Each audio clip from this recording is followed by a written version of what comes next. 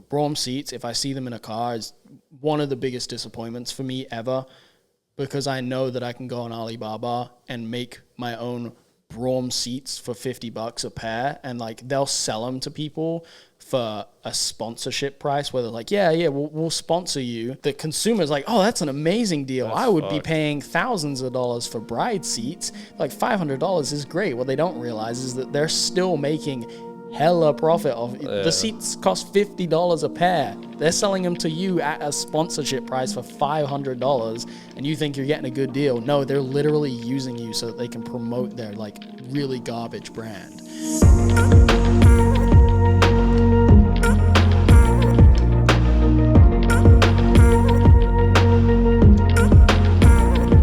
Yo, what's going on, everyone? Welcome to Substance Podcast. I'm your host, Liam. And I'm your other host, Matt. And today, it is just myself and Matt. No guests today. We haven't actually done an episode like this in a minute. In a little bit. So this is weird. We can actually like look at each other. We're not like talking through somebody at the start of the episode. But joke's on Liam. I've always been looking at him just by way of the Yeah, laptop. I know, because you're looking over here to the computer. But today, we're not going to do anything that's crazy exciting, but I did actually go to Import Alliance yesterday in Atlanta, which was pretty cool. It's like the first time that I've gotten to go to an event and actually like look at cars in detail. So I figured we'd take a look at some of the pictures that I took on my phone of some cars that I thought were interesting and kind of go through them and talk about some things on those cars. And I'm sure that will branch off into a bunch of other topics and things to talk about. That's what we're banking on. Yeah. We try not to make like super YouTube dependent episodes, but I think that's kind of, and we know ourselves well enough to know that it is just going to kind of branch off into so this may be an episode that is better to watch on YouTube because I'll have the pictures up on the screen, but for everybody that is only listening on Spotify or Apple Podcasts, I'm going to do my best. Well, we're going to do our best to describe what it is that we're looking at so that you guys aren't just like in the dark like, oh, that sounds really cool, but I have no idea what the fuck that is. But before we do any of that, as you're listening to this or watching this right now, it is the lead up to Riverside, which we have obviously name dropped and talked about a bunch on this podcast. Super important event for both of us. And I think if you go for the first time this year, it will be for you too. So. Oh, absolutely. Yeah. I mean, if you guys are coming to Riverside, we will see you there. And I should note that this is going to be the last time that I'm like a vendor as LEP. This is the last time I'm doing any kind of merchandise drop. I have the tan windbreakers like I've done every year, and the design for them is really cool. I don't know if you guys have seen them on the Instagram yet or not, but if you haven't, I'll throw a picture up on the screen for the YouTube viewers. Sorry, Spotify and Apple Podcasts. I promise we do love you guys. And also, give us 5 stars because I think they do good things. I was going to say, have we figured out exactly what those do yet? Well, okay, so I was looking into it a little bit yesterday because I was driving back from Atlanta and I was trying to listen to a few different podcasts. And I, for some reason, started realizing that podcasts on there now will like have because I listen to a lot of true crime podcasts. And I'm sure, I don't know if any of you guys do as well. I'm statistically, the answer is yes. Yeah, I mean, true crime stuff is just like super interesting to listen to. I realized that they will like have episodes up on there, and like you'll listen to the first episode, which will be like a full episode. It'll get you super into it. You're like, cool, sick. Gets to the end of it, you're like, let's go listen to episode 2, and they just put like a fucking little teaser clip on there, and like you can listen to the full episodes here. Go subscribe now, and I'm like, fuck you, get out. We're not gonna do that to you guys. But I did realize that at some of the podcasts that I was looking at, because like the true crime stuff, I'll go to like the recommended section and I'll see what like the ratings are. And one of the podcasts that I listened to that had one of those stupid fucking teasers or whatever had like just over 100 5-star ratings. And I was like, that doesn't sound crazy, but it's showing up in like one of the top sections for that category. Okay. So I'm wondering, what does it take for us to show up as like in the top category? I don't even know what category this falls into, because I know that like I was gonna say I don't really know what I know that like podcast, or it would obviously be automotive, but I don't know. Yeah, they don't have that. Yeah, I mean, I'm sure there is an automotive section on Apple Podcasts or Spotify, but it's not like one of the most popular podcast sections. And so whenever it gets to that point where that is a popular thing, like if more people do podcasts, let's make sure that this is the top listened podcast in that section. I mean, it probably won't be, but if you guys can give us 5 stars, maybe further down the line when there is more podcasts in the automotive section, maybe this is one of the standout ones, and that makes us better and more people will listen. Who knows? But it's just a way of showing appreciation for how cool this show is, and we hugely appreciate you guys. And shout out to. I literally only saw like a screenshot, or Liam sent me something. From Apple Podcasts? From Apple Podcasts, where somebody commented. I don't even know if it was more than one person, but shout out to whoever that was, because there's a couple actually. I can pull them up. Like that's pretty cool to see that. I did not realize that this was a thing, but you can actually like leave a review on Apple Podcasts, which is honestly sick. Yeah, I wish they did that on Spotify. Let me see if I can find it, because I thought it was super cool. Like, people have actually left us some reviews on there. How do I find it? Okay, yeah. We got 5-star ratings. There's only like 30 on there right now. We need like 100 plus, guys. Go give us some 5 stars. You're about to read it, and the people are like, maybe it's mine. Maybe it's mine. Civic Monster said, simply the best car podcast I've ever come across. Liam and Matt are doing the Lord's work. Hey, we do our best, man. Thank you for that. Dustin, a bunch of letters afterwards. If this is Dustin's car, it probably is. But it says, unquestionably one of the best Chattanooga-based automotive photography and VIP style podcasts. Well, I'm going to argue that it is ultimately the only podcast that falls in that very specific category of Chattanooga-based automotive photography and VIP style car. If y'all know of another one, you need to let us know who they are, so we could have like a fucking Anchorman style street fight. I'm going to fucking duel whoever else lives in Chattanooga who makes an automotive podcast about photography and VIP fucking cars. Stance sub strikes again. This is I don't know if this one was the one that I told you, but it says, I'm new to the community this year and have been learning as much as I can. I'm glad Liam and his co-host have chose to create this podcast. I personally have talked to Liam, and whatever his views may be, he genuinely cares about the community and helping me and preserving it and growing it. There's a lot of like ands. Hey, shout just the best way you can. Dude, slam TC. Just one thing real quick. You my boy for leaving that review. It's awesome, but it's so funny because he came to this through you, because I'm just... Yeah, I know. I'm not giving you shit, man. No. I just thought that was funny. No, that's a really, really nice like thing for us to read. It is super cool. It lets us know that we're doing a good thing. Yeah, we appreciate that a lot. Like I always run back to, like, Liam is definitely more used to being a part of things like this than I am, but like when I see comments, whether it's just on anything that we put out, whether it's YouTube videos, podcasts like this, whatever, like I think I speak for both of us, but like for me especially, like seeing positive feedback like that is just so cool, because that, maybe it's in kind of a selfish way, but like that makes me feel good, just because like I spend so much time just running my fucking mouth about shit like this. It's really nice to feel like somebody outside of like me and maybe you like give a shit what I'm talking about. Right. So I appreciate y'all for that. Yeah, there's another one here that said, I've been looking for a solid quality car related podcast for a long time. This show is the most relatable, well thought out one I've found so far. Down to earth and humble host with good humor and well-intended remarks, authentic opinions and content. Absolutely love it. Would recommend to anyone in any type of car, culture /scene. Good job, guys. And that was by nickname was taken 123. Fantastic Classic. Name. I want to give that name a review. That's wonderful. But no, we appreciate all of you guys. If there is any like comments that you would like to leave, Apple Podcast does actually have that option for you to like leave us a review.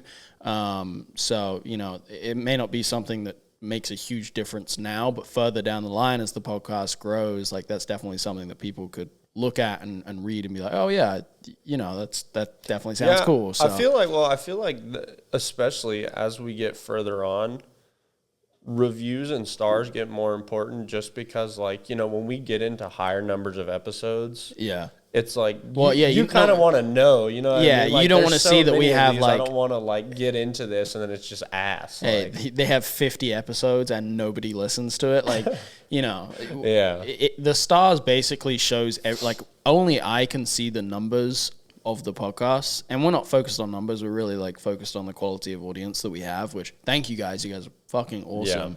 But I can only see the actual numbers, and so I think the stars is really a way to quantify it to anybody else that might be interested in listening, but, like, doesn't want to give it a chance. That's a way for them to be like, oh yeah, that sounds cool. I want to listen to that. And definitely, even though I'm 100% sure, like, I have evidence that you guys already are, and we both really appreciate that, do tell your friends, because I'll tell you honestly, before we even started doing this, like, when Liam initially, like, brought it up to me and asked me if I wanted to co-host, like, I didn't really listen to a lot of, like, podcasts. Yeah. Like, I just had never really gotten into, like, the long format stuff, and I feel like a lot of people are like that. It didn't really occur to me, but it was a little bit different just because it was like he was asking me to do this with him, but it took him as my friend kind of, like, planting that idea in my head that, like, yeah, podcasts are cool, you should give them a try. And I did, and now my job is structured in such a way that I literally spend, like, all day, every day listening to podcasts. That's exactly how I came onto podcasts too, was that I worked a job that didn't require me to use 100% of my brain. And so, like, I would devote a lot of my time to listening to podcasts that, like, stimulated me and got me thinking all day long. And so I feel like this kind of falls into that too. Like, if you work a job, or maybe it's just on your commute, like, you could listen to this and hopefully it stimulates you and gets you thinking about things or whatever. And one thing that I've heard from multiple people that I didn't even realize how much I enjoyed it too is they're like, yeah, I don't really hate Mondays anymore. I was going to say that's a cool feeling for sure. But back to the topic of Riverside. As today is Monday when you are listening to this, I mean, it could be any other day. Shit, it could be 6 months from now. But the episode comes out on the Monday, and there's a few days between now and Riverside. And I'm stressing. I can't even imagine how hard Mason is stressing, but Riverside is a busy one. There's, like, a lot of stuff that needs to get done. Like I said about the jackets and the shirt, this is the last time that I'm dropping stuff for LEP, like, ever. I'm not doing any more LEP merchandise. If you're curious about kind of what's going on with that, we did do another episode where I covered that. You can go back and listen to that. But yeah, the tan windbreakers are a hot commodity, or they have been the past few years. Last year, I had people blowing me up, like, the entire morning as I was, like, setting up, and, like, through roll-in, everyone was like, yo, can I grab a jacket now, blah, blah, blah. I told everybody the same thing. I'm not selling them until spectator roll-in, which is 12 o'clock. So this Saturday, if you're coming to Riverside, be at the LEP booth at 12 o'clock. If you're there before, I'm not going to sell you the jacket. If you're there at 12, anything past 12, you can buy the jacket. But last year, there was a line of 100 people, and we had a very limited number of the jackets, and they sold out as soon as that line went through. So if you do want one of those jackets, please make sure you're there at that time. And same thing with the shirts, limited numbers on those. I'm expecting that they may sell out really quick too. Especially because the design is sick. I'll describe it for anybody that is listening. The design is called Riverside is Calling, and it's basically got a phone screen, like you're holding a phone screen, and then it has, like, a 423 number, like an incoming call from a 423 number, which is the Chattanooga area code, and then it says LEP Auto, and then the background on the screen is the outside of the pavilion with my LS400 parked out front, and then it just has, like, the text that goes around it that says Riverside is Cooling in yellow. It's a really cool, like, black and yellow shirt, which black and yellow for me is, like, one of my favorite shirt color combinations. So I'm big stoked on that, and shout out to Mason Willett for helping out with those designs. The boy. Yeah, he's a good homie of ours, and Was it you or Ben that introduced me? I think it was Ben that introduced me to him. Ben introduced. Actually, no, he didn't. I think me and Ben met Mason at the same time because Mason was a friend of. Damn it. Mason was a friend of our friend Kevin, the one that had the 1J Corona wagon. Mm. And so we went up there to shoot the feature, and he and Mason were hanging out at his house when we got there. So me and Ben met him at like the same time. Well, shit. Well, shout out to Mason. I don't really know which one of us. I've had so many complications with stuff just leading up to Riverside. I'd had like the designs planned out in my head, what I wanted to do. I'd made like reference sketches or whatever, and I hit up the artist that I have used every single year to do my Riverside design, and he was like, yeah, I got time this week. Like, send me over all the stuff for it. And I sent him over everything and explained it, and he fucking got back to me and was like, dude, go have so-and-so do this. I'm fucking sick of you giving me shit designs, and you use other designers for really cool ones and have me do really shit designs. And I was like, what the fuck? Like, it took me aback because I've used this guy consistently every year for Riverside because it's really special to me. And I don't know if he's insecure about his own work or some shit, but clearly he was upset that I used different artists for different style of designs, and I use him for a style I know he's good at. But that's his fucking loss. I will never work with him again. Fuck you, dickhead. Seriously though, like that, I don't know, that should just like piss me off because he's somebody I've come back to. I've literally brought him business from other people, from other companies, and for him to just turn around when I'm bringing him again more work and he gets pissy about it. All right, see ya. Well, so it worked out perfectly because I hit up Mason, who had been offering to do work for me, and I was like, hey, do you want to have a crack at these designs? He's like, yeah, I'd love to. And he has been so like awesome to work with because he's had like so much back and forth with me. Like, he's texted me every single morning being like, hey, I made these changes to this, blah, blah, blah, which I don't usually get with a lot of the artists that I work with. So shout out to Mason. Shout out to Glowhouse. What is it? Glowhouse.us. Yeah, it's glowhouse.us. If you guys need any design work, you need like design packs made for your brand, whatever, hit up Mason because he did the Riverside designs, and there's some other stuff on his account so you can kind of see what he's capable of doing. And aside from that, he's a really cool dude. Yeah, he's just, another enthusiast just like us, cool dude. So if I can help him out anyway, please go check him out. And Riverside prep has been a nightmare because all of the design stuff got finished up a couple of weeks ago. I placed the order for everything a couple of weeks ago, like right when the designs were done, and everything is getting here. Like, everything will be done, and I'm picking it up on Friday, the day before the event. Like, to put that in perspective, I have a million things that I have to do on Friday as well as Thursday.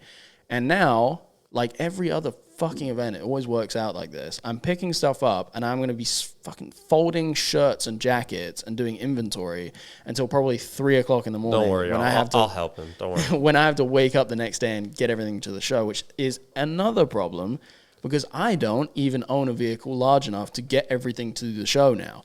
And so I have to figure out if there's something... What? There's a little fucking gnat or something that's flying right around. in my field of vision. It's fucking damn studios, like bugs in there and stuff. Okay, got his ass. With the slow clap, I got his ass. I'm hoping that Benny's car is just big enough to fit the booth in because otherwise I can fit everything else like across multiple different vehicles. I was gonna say, it's not the worst. It's annoying, but it's not. I like, worst comes to worst, I have to rent a van, and you guys know how that went for Gatlinburg, where I reserved a van, ahead of time and showed up and they didn't have shit and were just mugging me off basically. Just mugging you off, were they? Yeah, just stress. But again, I'm doing actually, I don't think I mentioned this in the last podcast, but I'm doing a pop-up meet on Thursday of this week, for Riverside. So it's a Substance pop-up meet. Both myself and Matt will be there. It's Thursday at 7 p.m. to 9. I will link the event page on Facebook, and if you follow me on Instagram, it'll get posted on my story. Like the poster has the address on it. It's like a pop-up style meet, so it's nothing crazy official. But if you guys are in town and you want to show up, please do. I think it'll be a cool turnout and just hang out and get to see people like before everything starts getting crazy on Friday.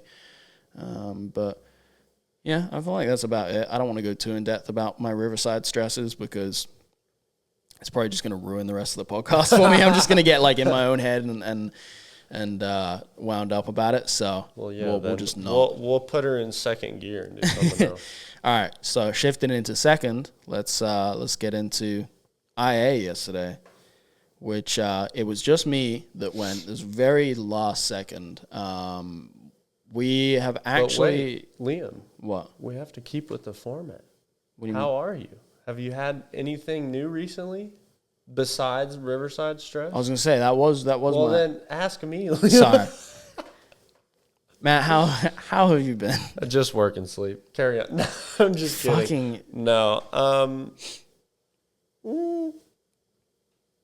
fuck. I was going to make a joke, but that's literally the answer. God damn it. No, I mean, I'm just stoked for Riverside. Honestly, yeah. It's gonna be nice to see friends. I'm always stoked for Riverside, but and I should mention the next few episodes after this are more than likely going to be interview episodes with like a bunch of people because obviously there's going to be a bunch of people in town for Riverside. We're going to be trying to sit down and record as many episodes as we can over the weekend. We're not going to push it too much because obviously it takes like 2 hours to actually do the recording and then however much time in between and whatever. So we're going to try our best and get a few episodes banged out with some interesting people. I think Garrett's probably going to be one of those, right? That's the plan. So we've name dropped Sad Machines quite a few times, one of the render guys, and we're going to have him on. I think he should be here tomorrow, right? That's the plan. So, yeah, we can get his done early and out of the way, so we at least have one.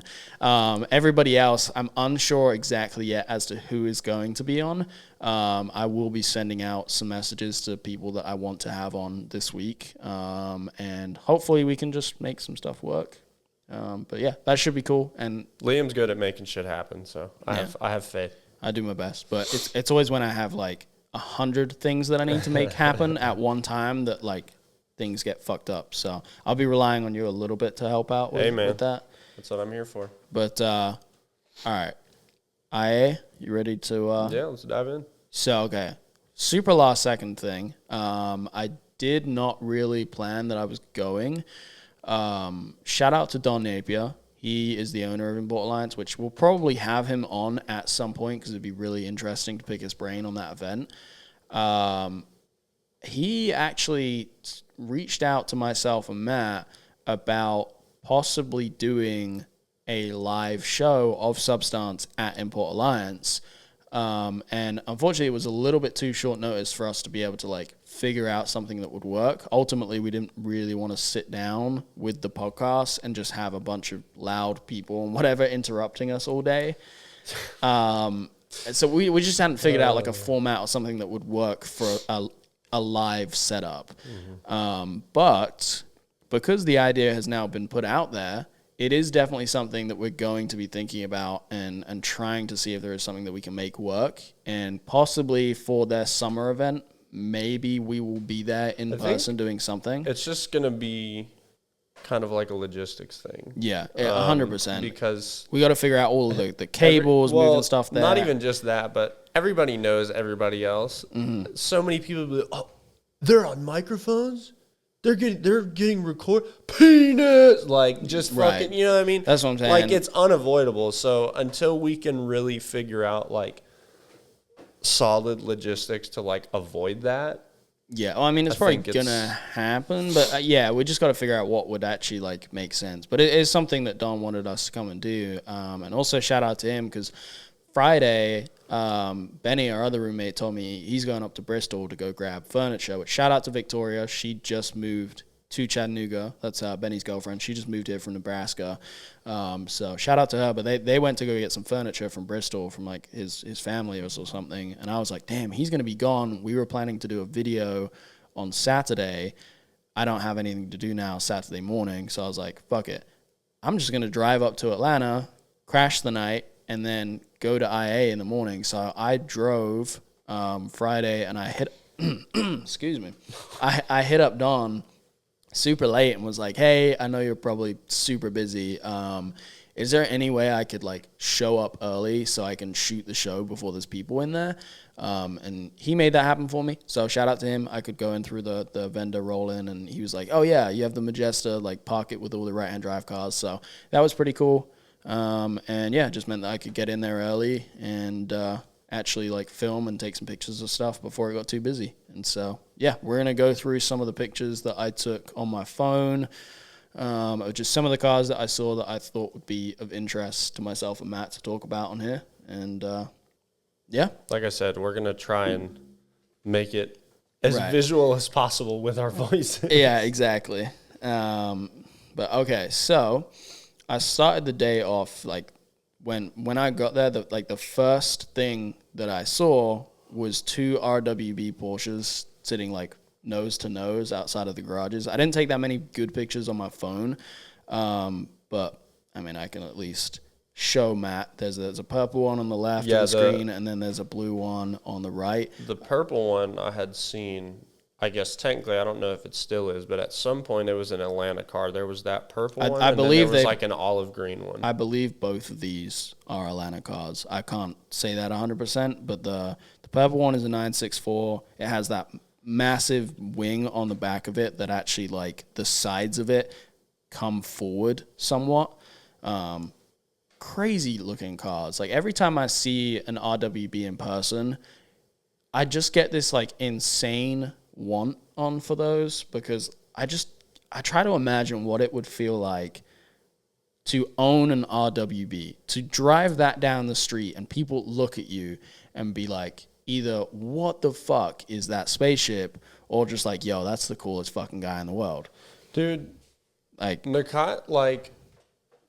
Nakai-san is so, for me, like, he very much is his own genre, honestly. 100%. Because I think that, like, you know, companies, garages, anywhere, but especially in Japan, like, there's very obviously, you know, a lot of artistry and thought, and in a lot of cases, like, engineering, basically, that goes into making those.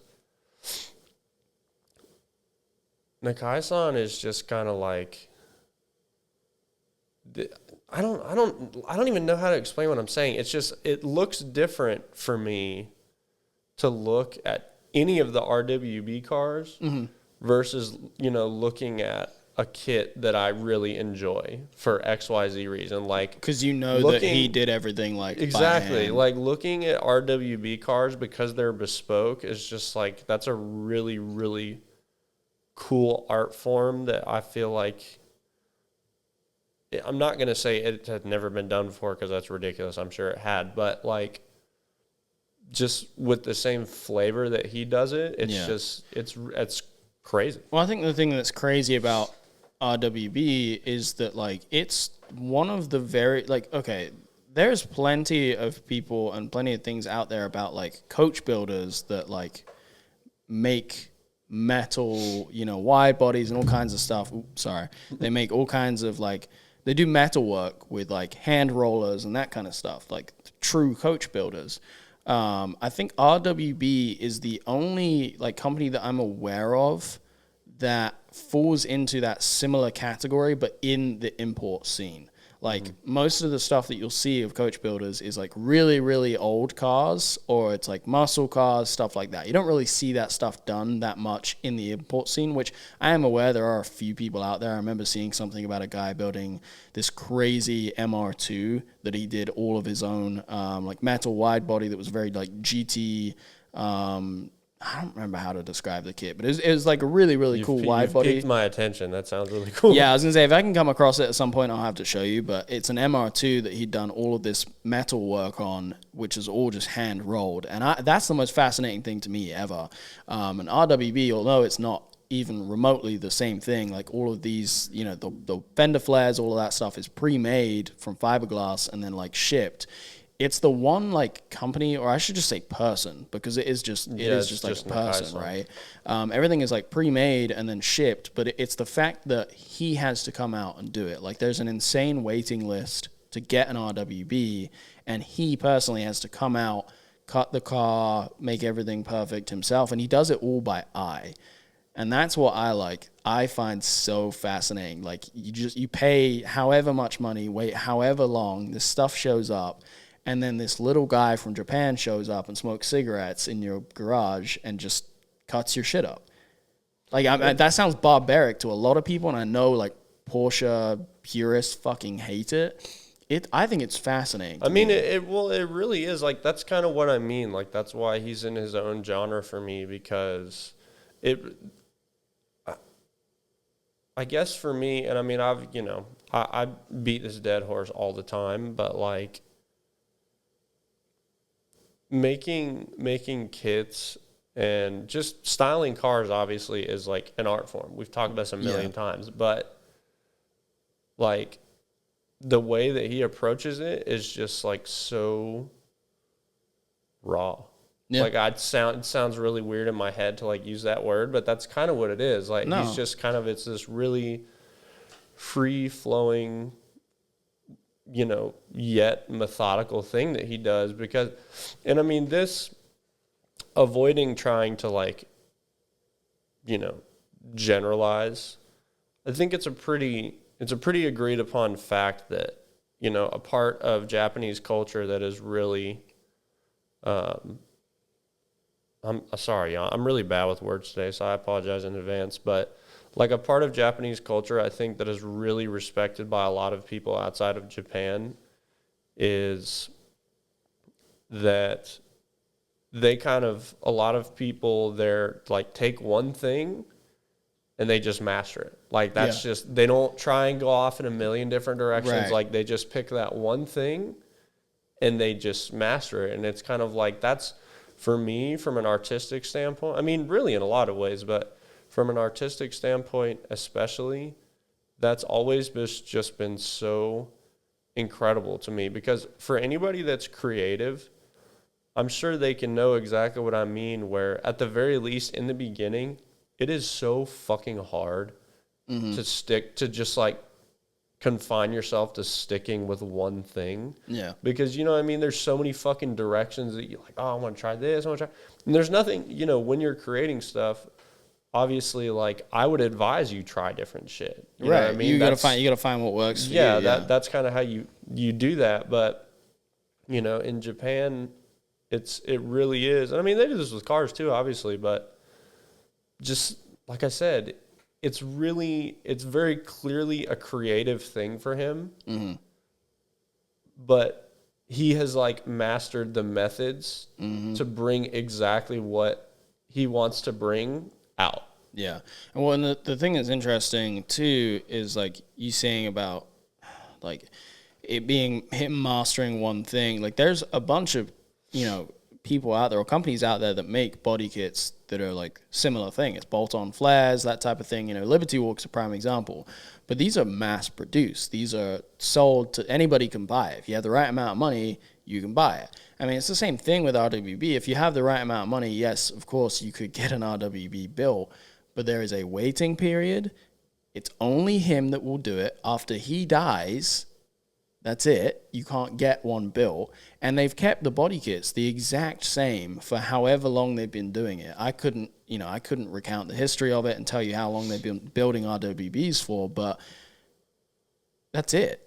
Like the kits have stayed the same. The only new thing that they've come out with is that they did one for the 997 like more recently, and there's only a few of those out there, but like it's been the same kits on the same platforms, and then you know each one is slightly different. Like they have their own name for it, and it has a little story to it. That was like, one thing I was gonna say is that the kits and like the way that he does them are kind of the same, but like they do have, as a matter of fact, I'm going to say this, but then I'm going to scroll through and find it and show you, but like there's one that is still, ever since I saw it on Tumblr like years and years ago, is still my favorite. And you don't know what Akira is because you don't watch anime of any kind, but anybody that knows what Akira is that's listening, it's kind of like a cyberpunk dystopian future, one of the best movies of all time. But I'm going to find this photo, but basically it's a red one. It's an RWB. It's a 964, I think. And it's a red one. But there are you know how people will like cut like weight reduction holes? Do you know what I'm talking about? Yes. So it's kind of like that. There's basically just a bunch of parts of it like cut out. And you'll see, but it just creates this really, really cool look that I connect with like cyberpunk stuff. But outside of that lens, it's just fucking weird. But it's super, and I'll show it to you, and he'll, put it in the... So, bar there being those two RWB Porsches outside, nose to nose, there was actually another one that was next to them, which I don't have a picture of on my phone. I know I took some pictures on my camera, and then behind it was another two RWBs inside of the building. So there was 5 RWBs in one place, which for me, that's the most amount of RWBs I've seen together. Before that, I think I'd seen like 2 together somewhere else. Oh shit! And you know how I fucking hate I've red never wheels? seen that.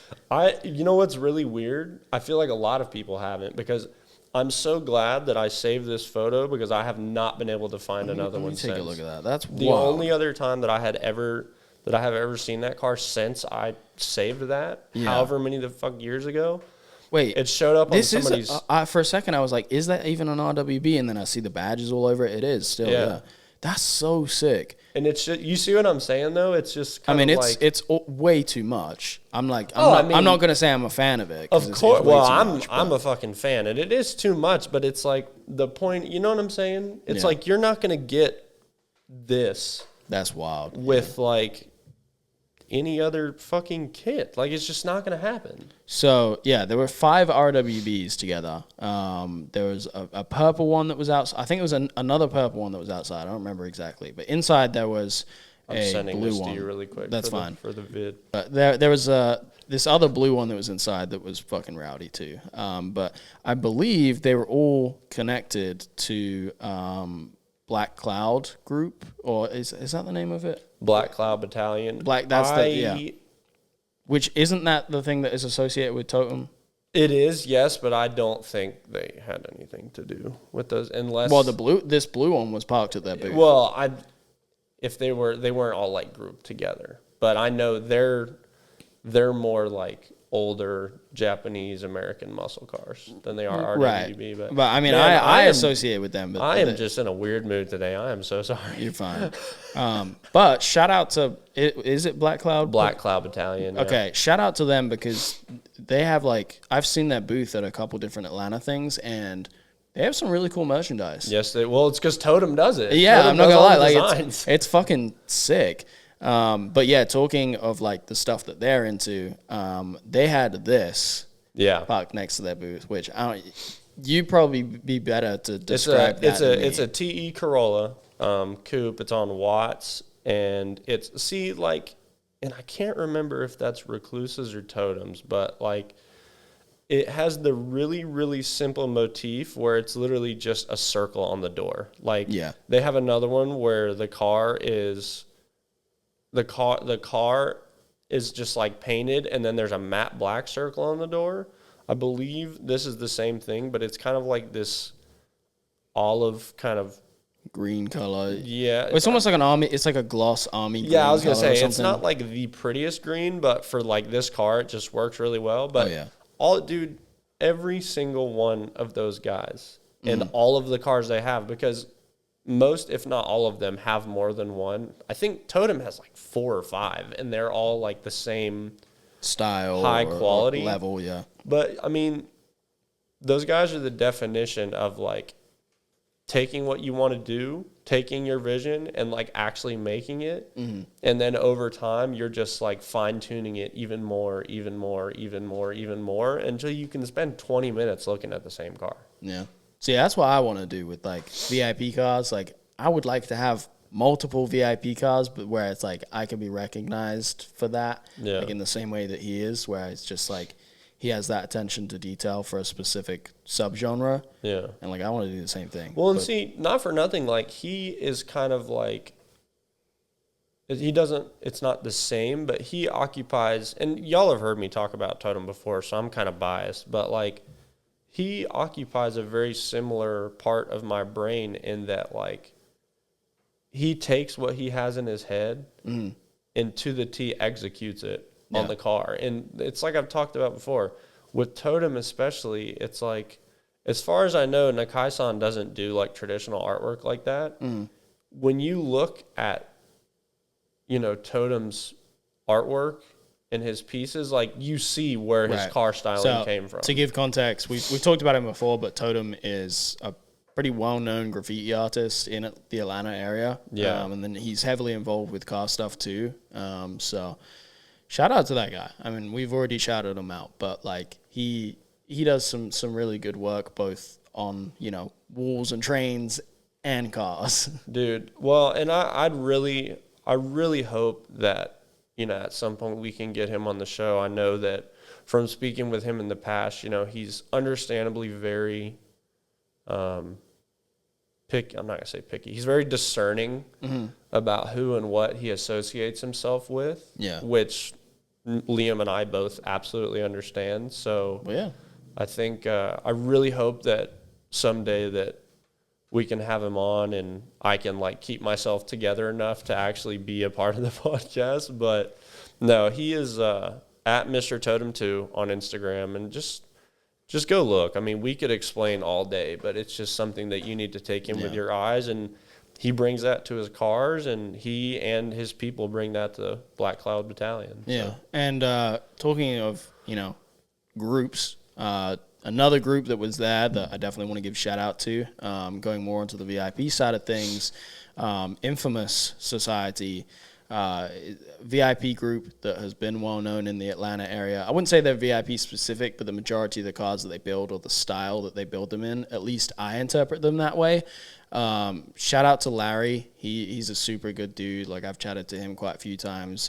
He has this super badass LS460 that is the long wheelbase. It's a relatively like simple car in terms of like modern day builds. He actually used to have the Q. Yeah, he used to have a Y33 back in the day that was high radius, you know, big flares, like really crazy. The first time car. I saw that car was like, it was probably the second actual high radius car that I saw in Atlanta outside of Justin's LS400, that one that I showed you that Superstar helped with. You talking about the white one? Uh-huh. Yeah.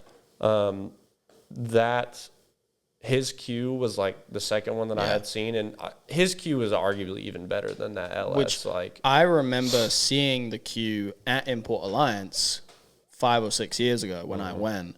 And it made a fucking impression on me because at the time I was very, very like impressionable on certain like things, and VIP cars just stuck with me around that time. Like I saw Naughty Scotty's car, I saw that car, bunch of other things started popping up. You know, I'd already been familiar with Elvis from Stance Nation's LS, and so I just more and more these big body cars started getting planted in my head. So shout out to Larry really for like being part of the seed that got planted in my head for me going that route with, you know, the cars that I want to build.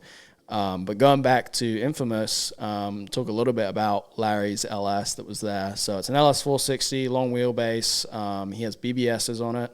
I don't remember the exact model BBS. It's like, how many spokes? It's like an 8-spoke split spoke. I mean, it's a very traditional looking wheel. This car is obviously done with more of a European styling in my eyes. It doesn't have, you know, crazy big camber. I do believe that this is a T-Demand car, just by the fact that there is T-Demand lug nuts on there, which usually you wouldn't go and just buy T-Demand lug nuts. There's probably a reason for that. So I think it does have, you know, full T-Demand arms, air suspension, all of that. Pretty relatively simple stuff on the inside, just some neck pads, no tables or anything crazy. I think he has a cool trunk setup. I remember seeing it, but I didn't get a picture of it. But it's just a really well done, simple car. I should also mention that it does have Brembo big brakes behind the BBSs, which ties in because the wheels for me are more of a motorsport looking wheel. Mm-hmm. So having the big brakes behind there, behind a spoke setup that you could actually see it, is fucking cool. Yeah. And for some reason, for anybody that doesn't know, big brakes is like a huge part of VIP cars. It makes zero sense because a lot of them are utterly useless. This one is a lot more usable than most. But having massive brakes behind these wheels, useless. Yes, mine is a prime example. And trust me, I want to have massive fucking brakes purely because it's just cool. Like they literally look sick. Yeah. Yeah, like I said, most of the cars, like mine, prime example, bunch of camber, having big brakes is not really going to like help much. Well, I always think of the 326 power big brake setup where it literally has like the big brake and the auxiliary brake on the same rotor. Well, it's like and that. It's like it looks so cool, but it's like just you could like stand to use the fucking little auxiliary one. It would serve about as the same purpose. Yeah, but I remember Elvis's LS has dual calipers on all four corners with like they're like dual 8-pot calipers on all four corners with massive rotors, and it's hilarious, but I don't give a fuck. He can cool. Stop on a dime though. It probably can't. Arguably, it's probably worse. If you have like half an inch of contact patch and you have dual 8-pots on all four corners, probably just skid right away. Just lose traction immediately. I have no idea, but they look cool. And Larry's car is a very well done, simple VIP setup. And he used to, I don't know if it was a different car or if it was just wrapped or something. It was wrapped red. Red, yeah. Mm-hmm. Yeah. But yeah, other cars. I like it way more now. Yeah, I'm definitely a big fan. I wasn't really big on the red. But yeah, other cars that were a part of the infamous society like group that were at Import Alliance yesterday. One that I took a lot of notice to was a new LS 500, which is not really like a common sight to see. Because they're so fucking expensive. Yeah, I mean, that like off the bat, that's like $120,000 car. I don't know what the spec was on this thing, but like that's a very expensive car. And I spoke to Larry about it briefly. He said that they had just bagged it. But dude, this thing has so much presence. Like, I don't know if any of you guys have ever been to like the Lexus dealership or been around the new LS. It is so big, it's ridiculous. Like, it's such a long car and it has so much road presence in stock form. To see one like on the ground with some massive wheels on it is a whole different story. Mm-hmm. And I'm assuming because they had just bagged this car that it isn't crazy like T-Demand and all of that stuff. But T-Demand out in Japan, some of their demo cars, like I know that they have an LS, and there's probably multiple other LS 500s out there with T-Demand stuff on it. They're insane. They have every control arm replaced, running, decent amount of camber, like on the ground. They probably even have a static one out there. And we're talking about a car that is over $100,000 retail, and I couldn't tell you how long. My car, my LS, which actually, funny enough, this is the first time we've recorded an episode with the LS in the garage. I didn't want to pull it out because I don't have a battery in it, and it's just annoying. My LS is 17 feet long, or close to 17 feet long.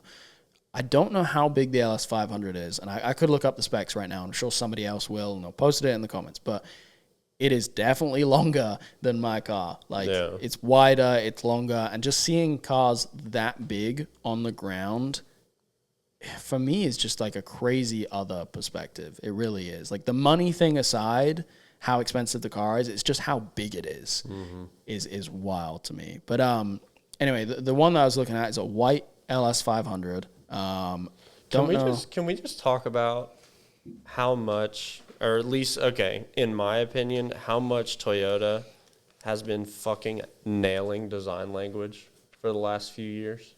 Oh, yeah. Like, it's funny, and I get it, that ever since they came out with the spindle grille, people have been, like, really divided about that. But, like, it's so good. I mean, and the cool thing is, in recent years, like, Toyota styling has been a lot closer proximity to like Lexus styling. Like they're starting to come together more. Oh yeah. Well, actually, I'll tie that in a second because there's actually a Camry that was next to it that was really sick, and they have that like similar front end styling. Yeah. So like that's a perfect example. Like the first time that I saw like the T-Demand Camry, and it's like the top trim. I don't really know the fucking Camry trims off the top of my head, but like there was 3 or 4 within the past few years different. I guess there was like 2 on the first gen. There was 2 on like the earlier of the 2 releases that I was talking about, and then there was a facelift, and then they did it again, and they did another facelift, and it's like all of them just look so fucking good. Like literally all of the honestly, I would venture to say all of the different Toyota models in the last few years went from like to like holy fuck, like really quickly. Yeah, and I mean, I'm glad that they're doing it because I think cars nowadays need to be focusing more on styling. I think we may be falling into an era where some people are doing too much and some people aren't doing enough, and Toyota's doing it just right. Yeah, honestly. But yeah, a little bit more about this car, white LS500. These wheels, I don't know the size. I want to say they're 20s. They could be bigger than 20s. But it's a work Genosis.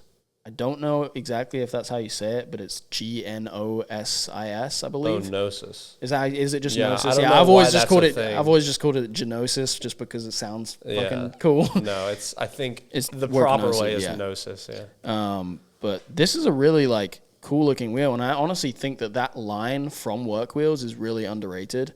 I don't know if it's because it doesn't directly say work on it or something that people don't really fuck with them, but they look great. Well, you know what's funny is looking at it, I feel like another thing might be, and this is something that I noticed just in myself, so I selfishly assume a lot of people may think about this, but you see how the face of the wheel is, it's like you have the spokes, and then it turns down, and then you have the lip. Do you see what I'm talking about? Yeah, so it's got a step lip, and it's built on the inside step. I feel like that's kind of like an acquired taste. Like I feel like not a lot of people are like super drawn. Yeah, I can see that's that. Like the setup, just because it looks great, but like when you get up close to it, as compared to like the really common type of wheels where you have, the face and then you have the lip, like that's a lot more seamless than that is. Yeah. Well, yeah. Okay. I was going to say definitely like what I would expect to see on a car like this is more so like that floating spoke style where it is a step lip, but the spoke comes all the way out to the outer lip. This one, because the spoke only goes to the inner lip, it creates like a little bit different of a look, which like you said, is probably an acquired taste for most, but I'm a huge fan of it. That car looks fucking great. And I mean, if it was a T-Demand car, telltale sign would be that it has those fucking SSRs on it. Because that's their go-to. Like, if you've ever seen a T-Demand demo car, guaranteed it's black with probably black SSRs on it with, like, a polished lip. That's, like, their look. T-Demand, man. Someday. Sponsor me. No, that'll never happen. I've heard from a few people about like people trying to get set up with them as like a distributor and whatever, that like communicating with them is like super hard, and like it's such an exclusive product to even get a hold of. It's wild to me, but I want it because they make everything ever. It's like, I don't know how or why they do it, but they literally produce like any kind of control arm for so many of these cars that like nobody else will touch. And surely there is not a market for it, but they fucking do it anyway. And they sell it extremely highly priced, but I mean, it makes sense. They do the research and development. It's highly priced because there's 3 sets of it in existence. Yeah, exactly. It's like, hey, we can do a full T-Demand LS500 for like the 20 people in the entire world that are able to fucking do it. You got to think in that niche of people that can afford to buy a car that nice, there is a very, very select few people that are willing to slam it on the ground. Yeah. So, yeah, it's a very niche thing, and you'll hear me mention T-Demand a lot. It's just in the VIP community, that is a company that if you have their control arms on your car, you're leveled up. You're in the club. Yeah, exactly. But yeah, talking of the Camry, there was that's the same car. I clicked on it because it looked like it was. I have 2 pictures in my phone. One, a rear picture of the LS 500, and then literally, I'll do it on the screen. The next picture is this. They look so like and that's so similar. It's another white car. The other thing too is the fucking this current generation ES. Mm. The ES, bro, dude, all of the Lexus look the same. Is an LS 500 Junior, and I'll be totally honest with you, I would happily fucking run an ES right now because it's dope. I just hate that it's front wheel drive. I mean, yes, but like I cannot tell you the amount of times that I have seen an ES in traffic, and like did a double take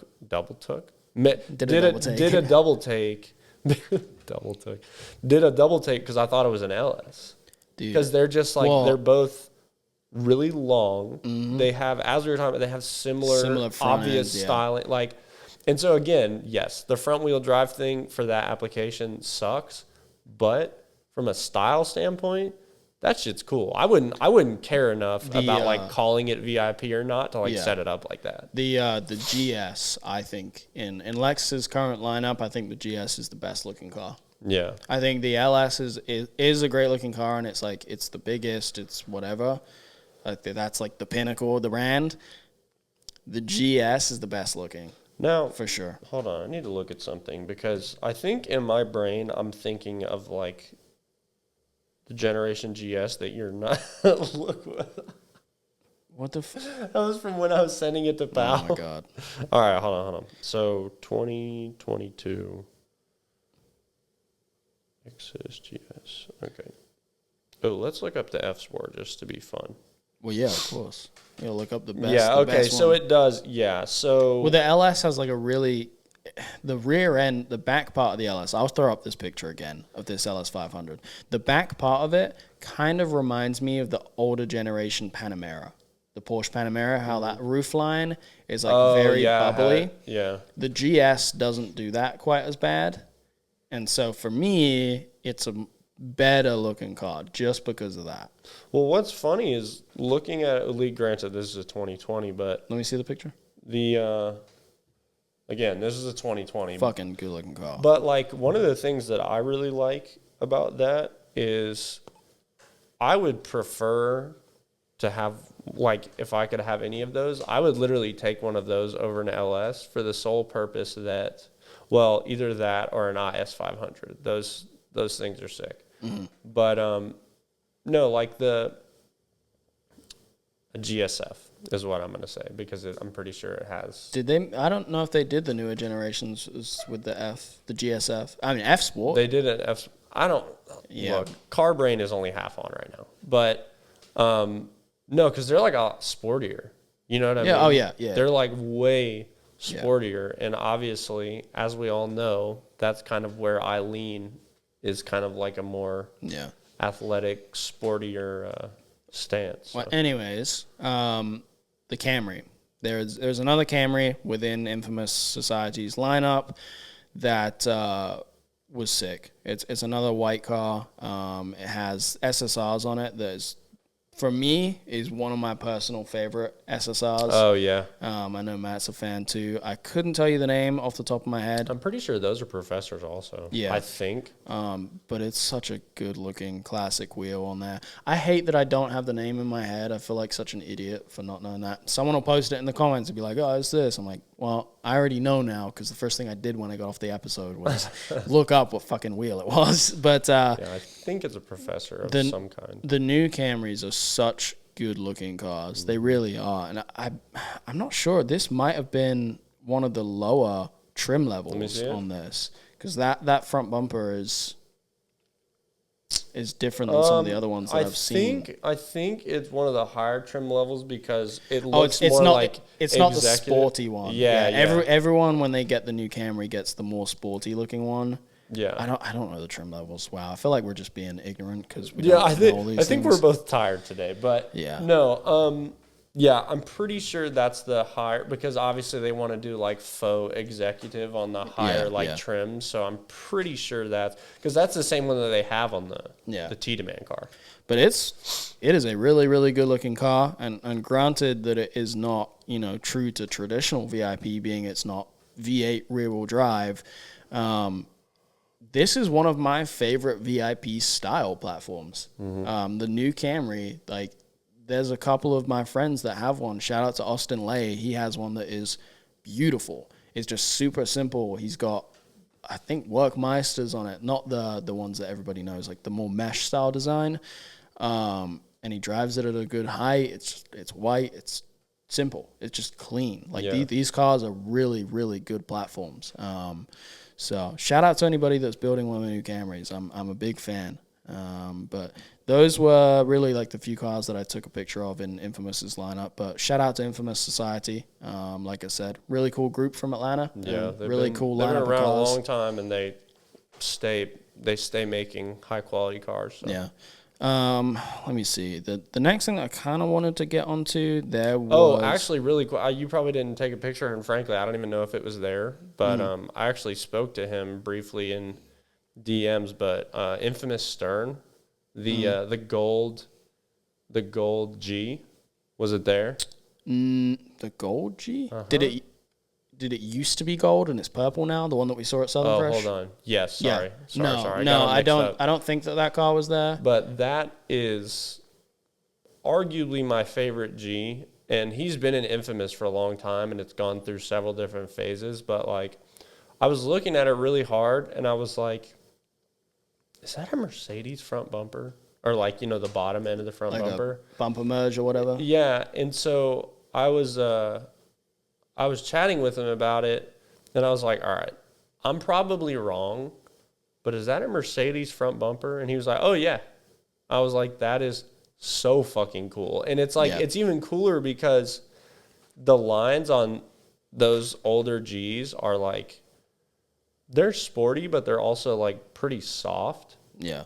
Like I said, they are sporty enough, but they're pretty soft. Mercedes styling probably suits that pretty well. Well, what's funny is the front bumper on that, it's got a lot more, because it's like German, so it's got a lot more like harder angles, but it still has like the elegance to it, I guess. Yeah. I don't know. I'm saying a lot of lofty words, but the point is like that mix on his car is so good. Hell yeah. It's so good. It looks so good. I'm a big fan of that car. The next thing that I wanted to look at was actually, this was probably my favorite car there, and I'm not a big S chassis guy. Like I don't know everything to do with S chassis for the most part. I don't even pay attention to them a lot of the time because a lot of them are just beat to shit, which I mean that just comes with the territory. But this is an all black S13. It was actually a 180 SX. I am not a fan of all black cars.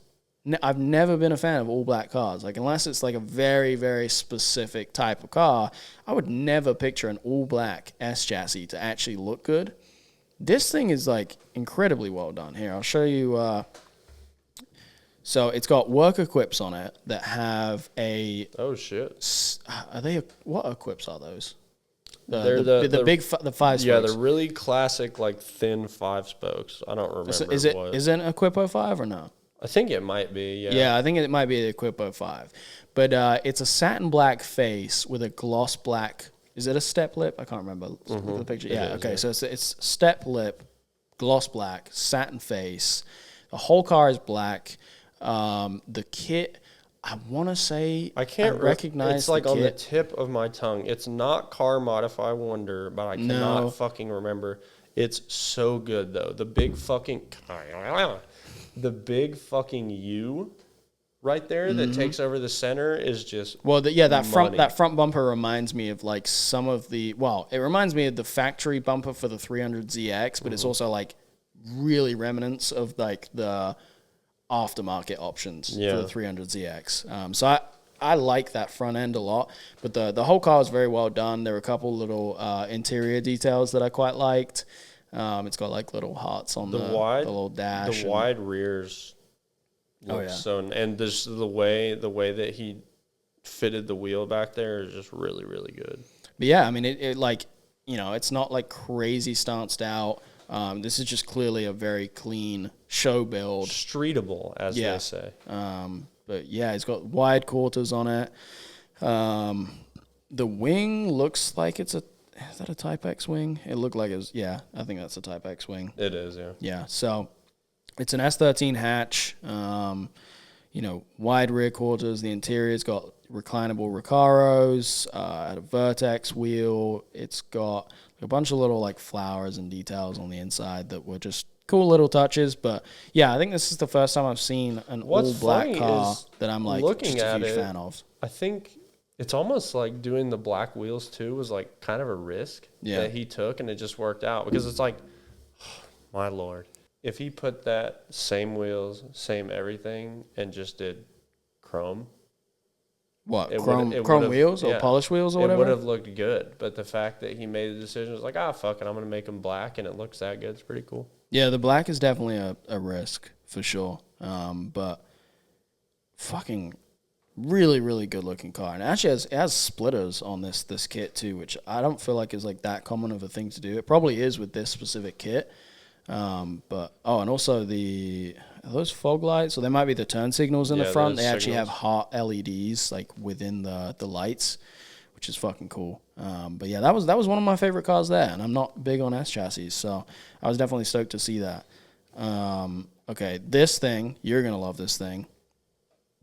Oh, nice. The Hakusuka. Bluebird.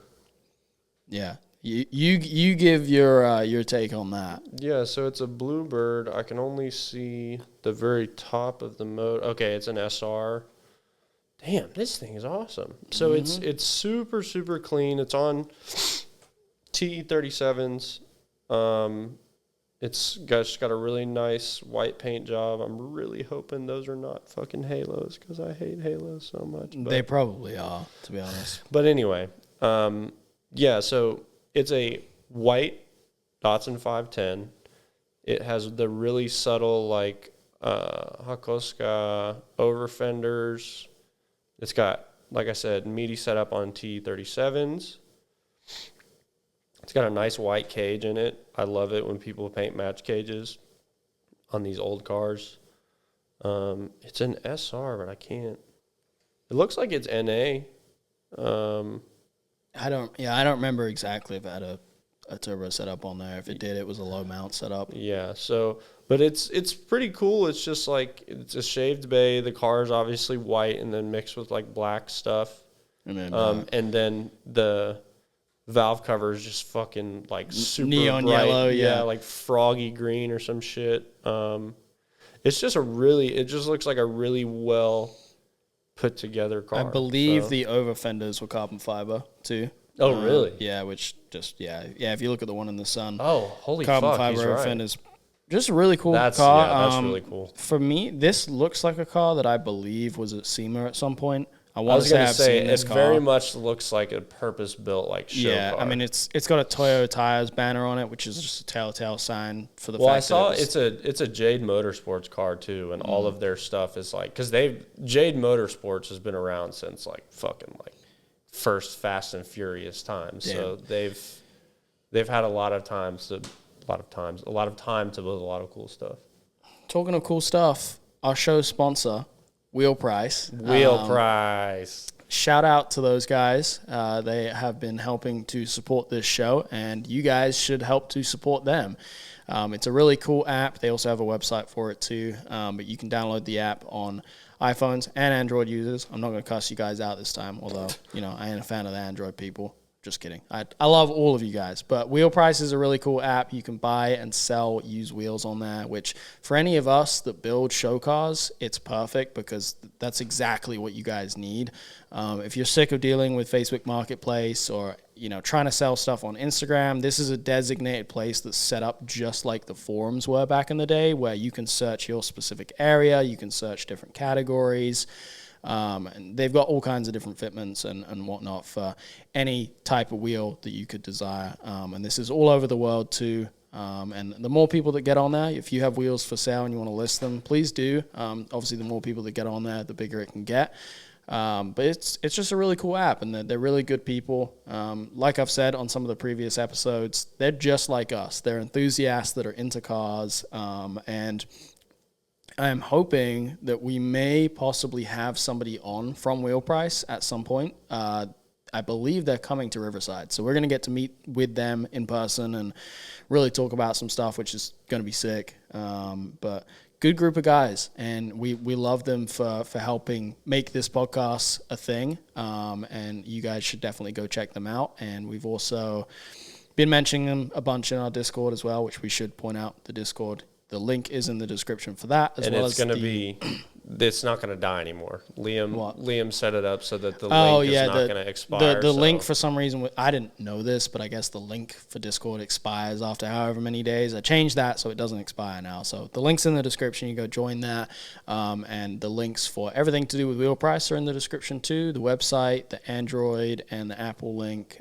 So yeah, go download the app. Go check it out. Go browse around for some wheels. And every time I get on there, I'm constantly looking around for wheels for the Majesta or like daily wheels for the LS. And it's honestly, I need to stop doing that because I don't have any money to be buying those right now. But yeah, at some point, once the LS is done, maybe I'll mess with the Majesta. But for right now, I got to leave it alone. I have to. And it takes everything in me not to mess with it. But the next car that I would like to talk about, which was a little interesting to me, it's an R32. I don't know whether it was actually a GTR, but it is a Pandem wide body R32. It's got an RB26 in it, standard things. Really, really good looking car. But the reason that I wanted to show this car is because for me, everything on it is like insanely well done. It looks really good. I haven't shown the car to Matt yet. I'll show him in a second. But there's one thing on the interior that I wanted to touch on briefly that like threw me for a loop. So here's the car. Got a blue R32. Like I said, Pandem kit. I don't remember what. Damn, that's a really, really good. Is that the regular GTR blue? I feel like somebody tweaked it a little bit because that usually doesn't really take me off guard, and that looks really good. Yeah, oh yeah, the color was popping for sure, and the valve covers on the RB26 are white, which obviously makes that stand out a ton. Oh, it's got, dude, I love it, and I mean it's so funny because every time I look at this stuff, like I think, God, that's so cool, and then I'm like, God, that's so expensive. Like they have the. So I'm going to assume it's got like Tomei cams. There's just a bunch of little Tomei bits. I mean, it's clearly a pretty nice setup. It's a very expensive engine build. God, you know what and I mean, you're not like into the performance stuff that much, so I have no idea if you care at all, but like really nicely done welded intake manifolds. Really nice, well done welded anything. Yeah, like, I'm into it's that. Just, oh God, it's so good. So just to be clear, like, am I supposed to run into this thing that you're talking about just in looking at this? Do you notice it right off the bat? Not quite. Okay, well, I'll point out the thing on the interior that like threw me for a loop. Like clearly, all right. Talked about the car briefly. Mm-hmm. It's clearly a very nicely set up car. A lot of money has been put into it, right? Yeah. These seats. Oh, hold on. Well, are they Corbeaus or are they something else? They are Corbeaus. And I've never really paid attention to Corbeau that much. I've always assumed that Corbeau did stuff legit. Do they not?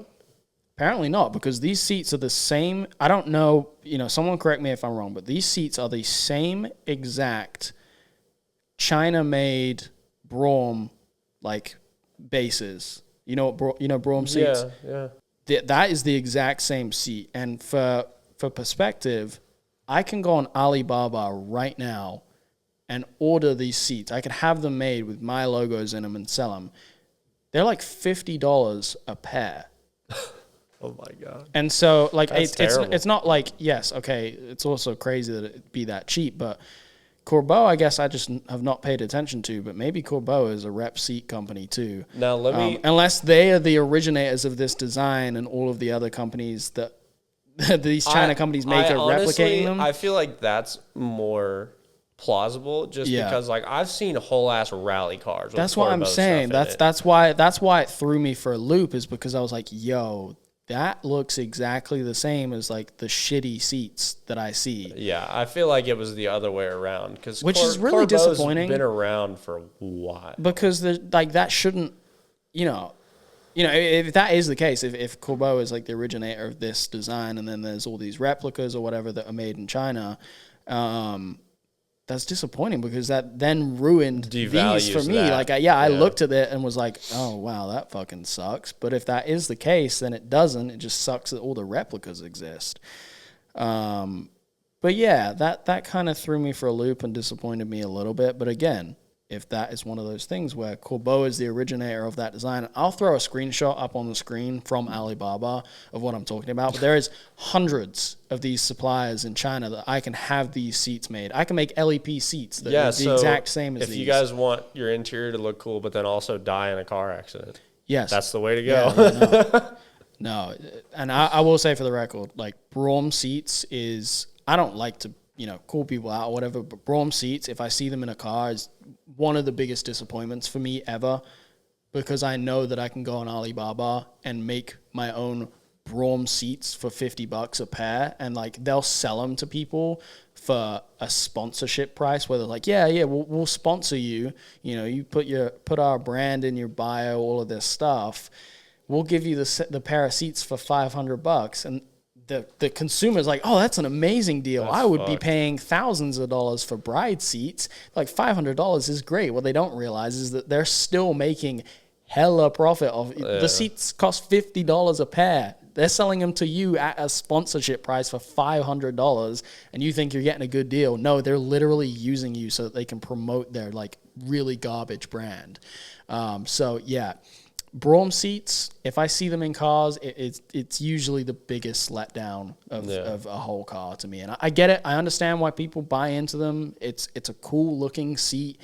You can get them in different colors. Ultimately, it's going to make your car look cooler. This just goes back to the educated consumer thing. Yeah, that's all it is. It's like, if seats is one thing, like, it's a safety concern at the end of the day. Like, yes, there's plenty of things with a car that could be argued that, Camry, all of this stuff is not safe, blah, blah, blah. But seats, your OEM seats, they're safe, right? You wouldn't be able to buy your car with the seats that come in it if they weren't safe.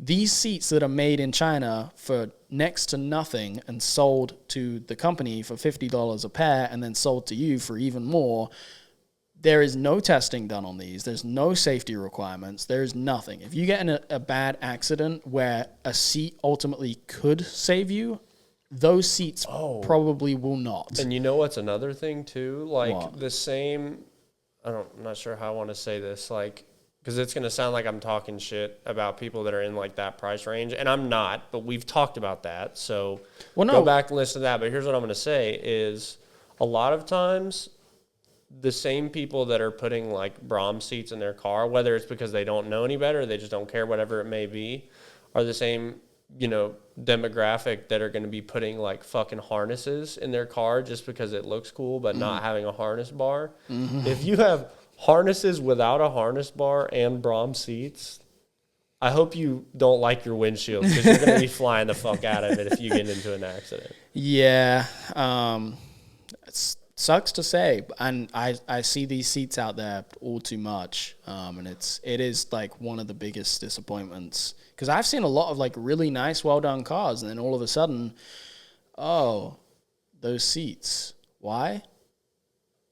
And here's a better alternative. If you guys are in that price range, like say you've got $500-600 to spend on a pair of seats, and you want a cool looking set of seats, go take a look at OEM options, like we have said, for wheels. Like, you could probably go find a car in a junkyard that has seats from a cool platform.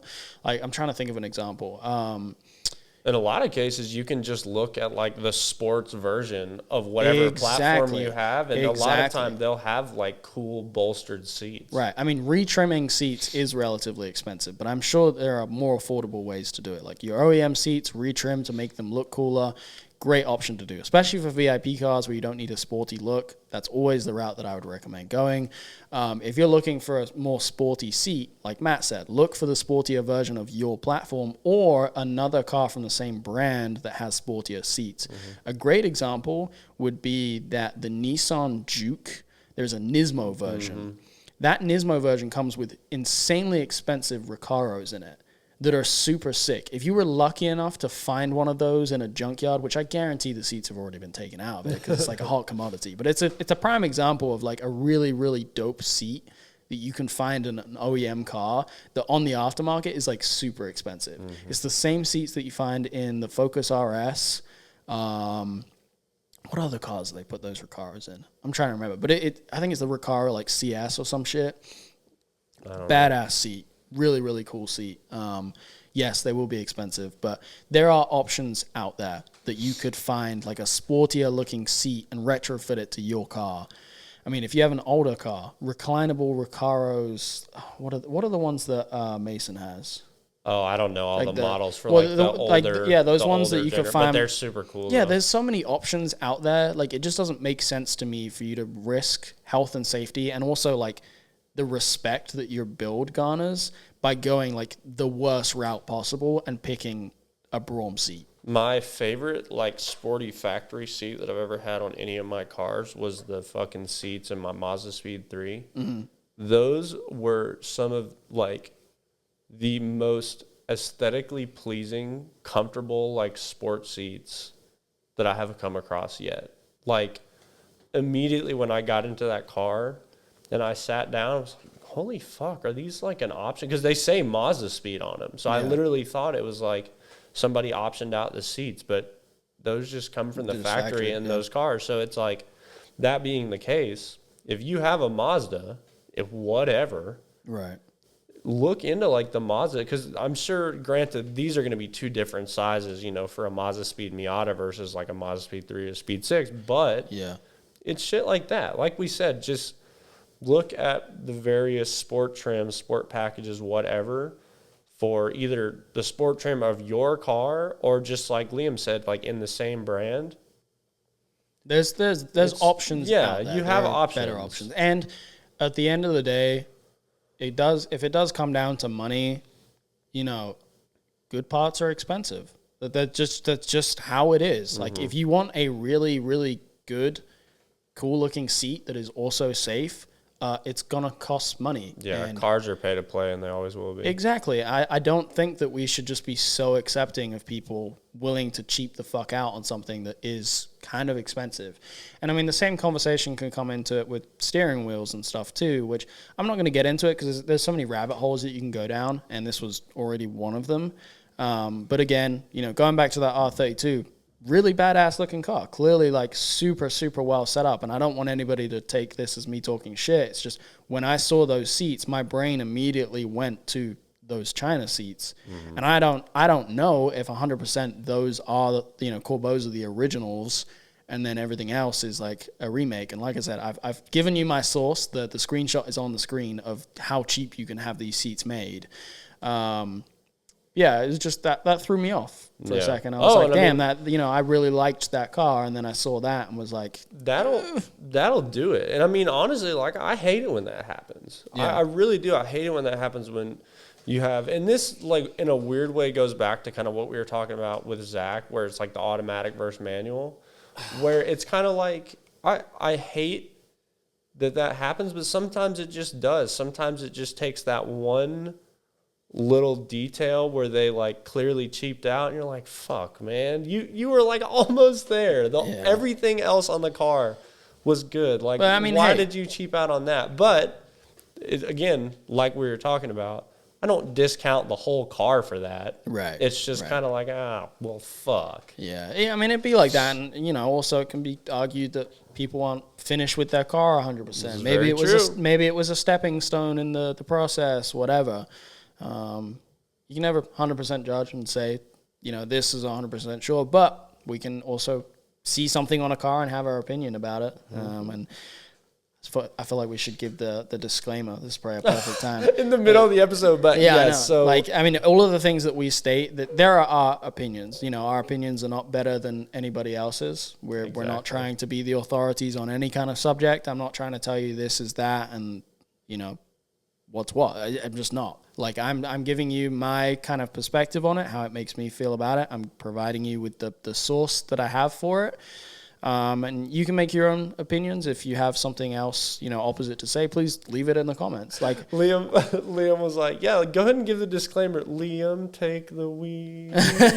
Well, yeah, Matt usually does the disclaimer, but it was me that did all the talking, so I'm going to talk for myself. But yes, just so you hear both of our voices say it. Look, man, it is and always will be just our opinions. And no part of us thinks that we are smarter than you or we know more than you or our opinion matters more than you, because it's just not the case, man. It's just not the case.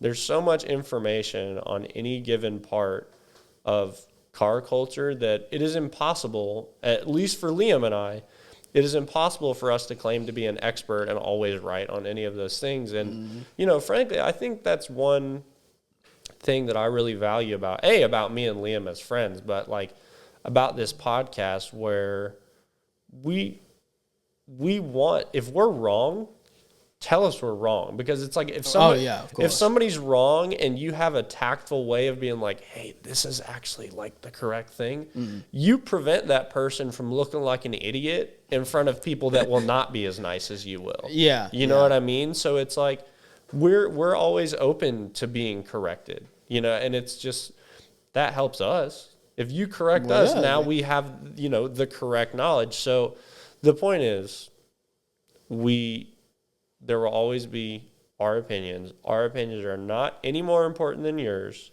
and that will always be the case. But we'll remind you every episode just in case people try to take us out of context. Yeah.